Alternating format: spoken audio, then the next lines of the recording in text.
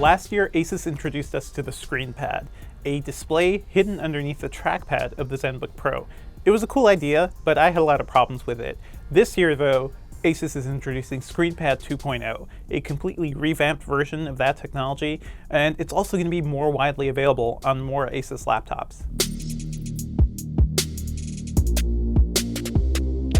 The big difference this year is that it's a slightly bigger ScreenPad. It's a little wider too. It's an 18:9 aspect ratio. That means you have a much bigger trackpad to work with as well, but it also makes the display much more useful for running traditional Windows apps. And pretty much across the board, ASUS has made this thing a lot more intuitive and a lot more useful. So it used to be that it had a weird, clunky touchscreen interface and a hard way to really reorient the apps. Now it's pretty much as simple as a smartphone. So you can just drag and drop icons on the touchpad. You can delete them just as you would on your Android or iPhone. And you can throw in pretty much any Windows app into that screen and still have it be pretty usable. We saw it demonstrated here with Spotify. And even though the text is pretty small and it's really hard to navigate some of those menus, if you were just like managing your playlist or something while working on document or in a meeting, it's still useful enough for that. And I think that's the big key this year. And ASUS made a lot of refinements all around too. So battery life was a big problem with the ScreenPad last year. This year they say it's 2.5 times more battery life on all their computers. So that means you'll get around 9 hours of battery life with this ZenBook 14 we're looking at with the ScreenPad 2.0 turned on. That's pretty useful. That's sort of the battery life I want to see from an ultra portable today. And it means there's no more worrying about the sacrifice of battery life like last year.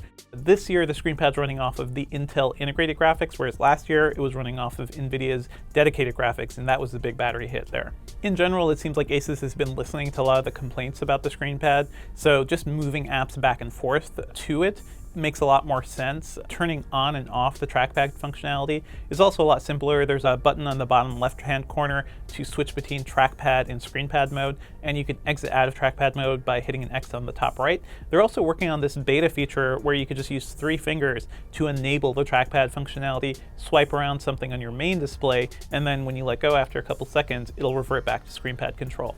The whole pitch of ScreenPad really is about multitasking, and that's really what ASUS wanted to sell last year.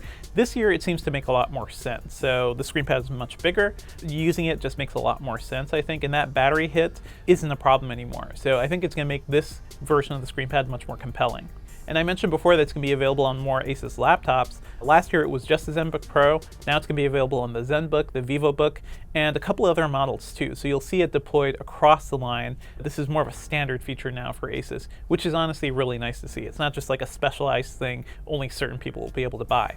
ASUS isn't really announcing any major hardware changes for its new laptops. They're going to get the latest Intel CPUs. They're going to run NVIDIA's MX250, at least the ZenBook will. But really, it's the ScreenPad that's going to be the big selling point. And I'm really interested to see how that's going to help differentiate ASUS in the Ultrabook market this year compared to all the competitors.